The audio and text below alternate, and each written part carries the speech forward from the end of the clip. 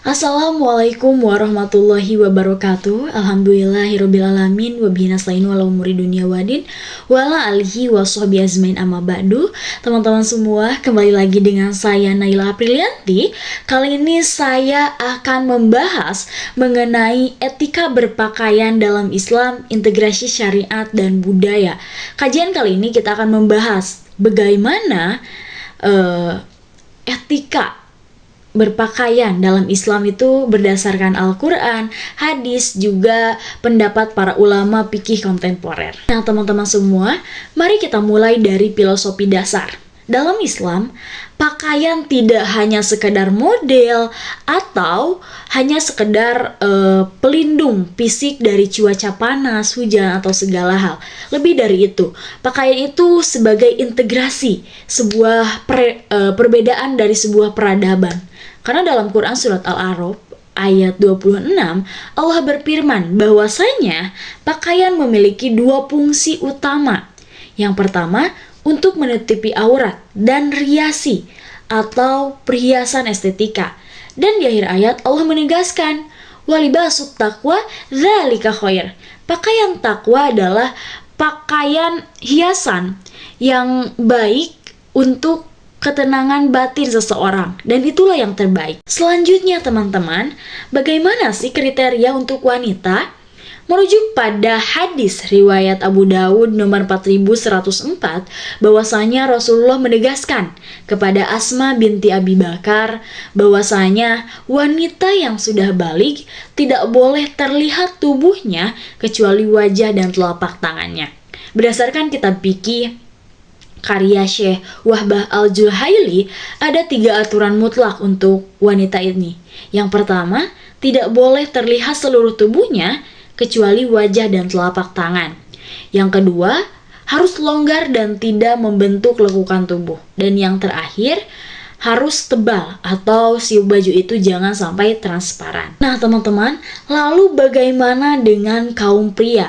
Secara batas minimal, aurat laki-laki yaitu antara pusar hingga kepada lutut, sebagaimana yang diriwayatkan oleh Imam Ahmad. Namun teman-teman semua, Islam itu tidak hanya berfokus pada sana aja, tetapi ia juga menekankan aspek muru'ah atau juga disebut aspek fisiknya gitu teman-teman semua, sosialnya.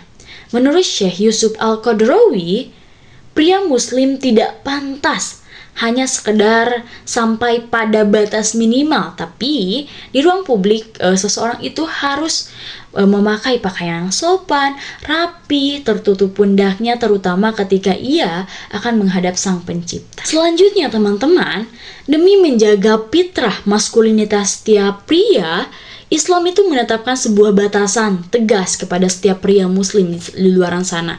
Seperti yang diriwayatkan oleh Sahih Bukhari dan Muslim, bahwasanya pria tidak boleh memakai emas asli, memakai sutra alami asli. Selain itu dalam hukum isbat, dilarang menjulurkan kain di bawah mata kaki. Selain itu juga laki-laki itu dilarang untuk menyerupai perempuan dan lain sebagainya. Selanjutnya teman-teman, Rasulullah SAW memberikan peringatan yang sangat keras kepada kita sebagai muslim dan muslimah.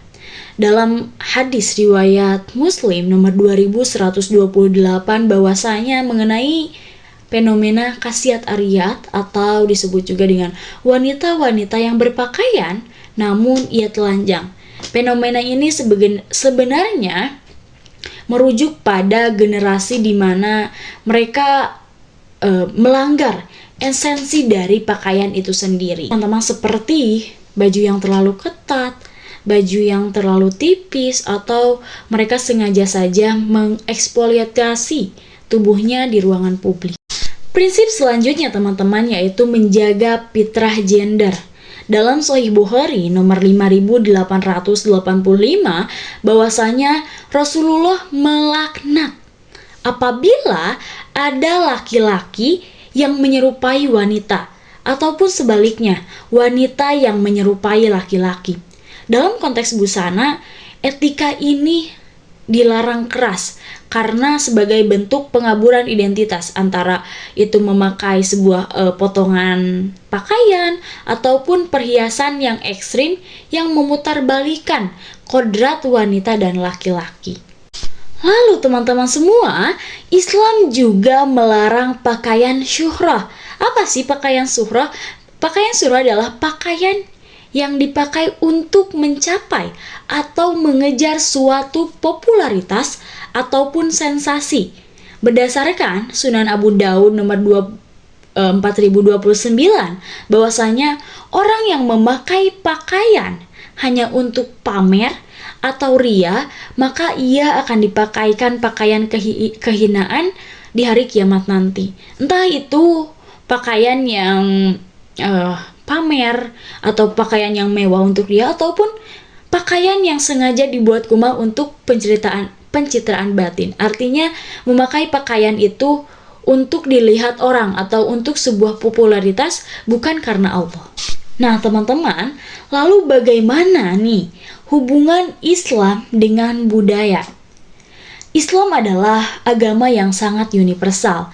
Ia menggunakan kaidah usul fikih, yaitu al-adatu muhakkamah, yaitu intinya Islam itu mengadopsi budaya, asalkan tidak bertentangan dengan hukum yang ada dalam agama Islam. Menurut Dr. Yusuf Al-Qaradawi, Islam tidak menyeragamkan baju di seluruh dunia. Kalian sangat amat boleh memakai abaya mau pakai baju koko, mau pakai batik, mau pakai kebaya Melayu, mau pakai jas atau lain sebagainya, selama prinsip dasar memakai pakaian itu terpenuhi, seperti menutupi aurat, sopan, bebas, dan jauh dari kekufuran. Intinya kalian memakai pakaian seperti tadi yang sudah saya jelaskan, tidak untuk mencari sebuah popularitas. Nah, teman-teman, sebagai pelengkap ibadah, akan lebih baik ketika kita menggunakan adab-adab dalam memakai pakaian.